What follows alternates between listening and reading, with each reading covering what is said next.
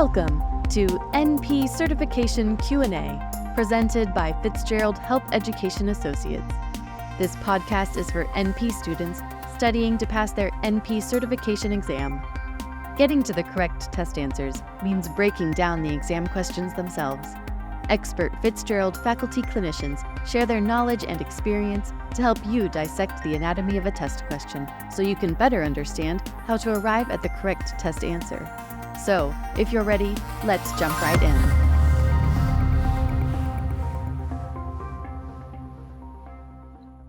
A psychiatric mental health nurse practitioner student is beginning his clinical practicum in a child and adolescent psychiatry practice and quickly realizes that performing patient interviews in school-age children is very different than performing interviews with adults. Which of the following techniques is recommended for developing a therapeutic bond with a 10-year-old child? A. Separating the child from the parents for the initial interview. B. Offering to play a game with the child enjoys. C. Reassuring the child that anything said is confidential. And D. Offering snacks popular among children.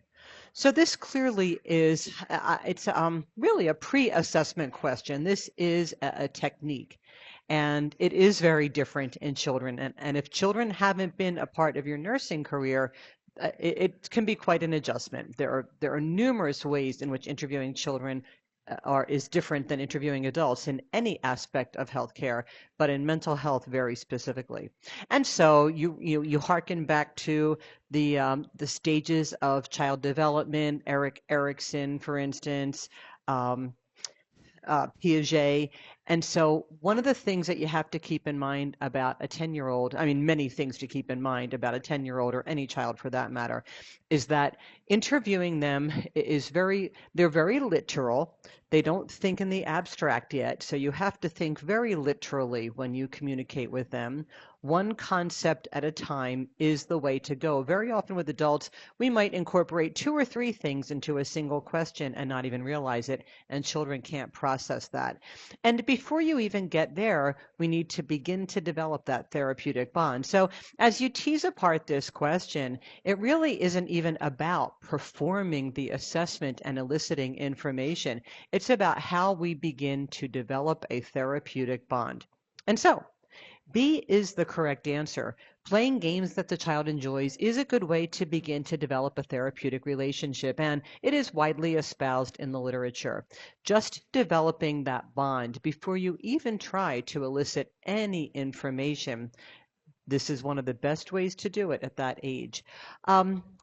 A is not a good option. Separating the child from the parents for the initial interview really, now it may be necessary in some circumstances, but it doesn't necessarily support the development of the child-provider relationship. And remember, that's what this question is about. So yes, absolutely, there may be some circumstances, unfortunately, in which you do need to separate the child from the parent to interview and get information.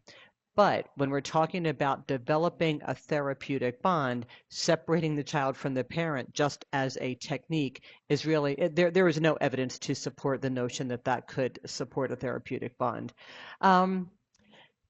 C is also not correct. It is not appropriate to reassure the child that anything said is confidential. In fact, a 10-year-old has no expectation of confidentiality and should be advised that anything discussed would be shared with the parent at the parent's request.